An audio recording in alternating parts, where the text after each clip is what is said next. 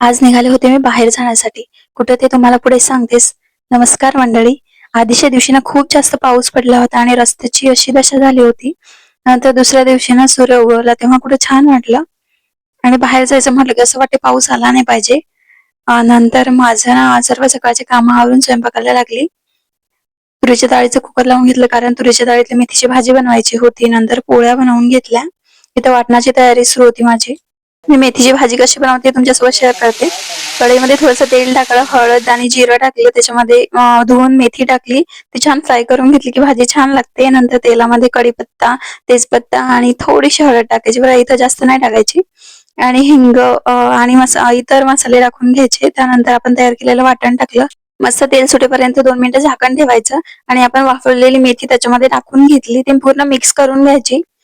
नंतर आपल्याला त्याच्यामध्ये तुरीची डाळ शिजवलेली आहे ती टाकली. त्यानंतर आपल्याला आपल्या अकॉर्डिंग पाणी टाकायचं आहे. आपल्याला किती पाणी पाहिजे त्याच्यामध्ये. नंतर मीठ, कोथिंबीर टाकायची. मी निघाले होते माझ्या बहिणीला मुलगी झाली ती बघण्यासाठी. त्यासाठीच माझी स्वयंपाकाची धावपळ चालू होती. कारण तिथं टिफिन न्यायचा होता. नंतर इथं मुलगी बघायला आली. नंतर त्या गोड बाळाला बघून परत येताना मस्त पाणीपुरी खाल्ली आणि नंतर घरी आली. चला तर इथंच एंड करते. चॅनलवर नवीन असाल तर नक्की सबस्क्राईब करा. बाय.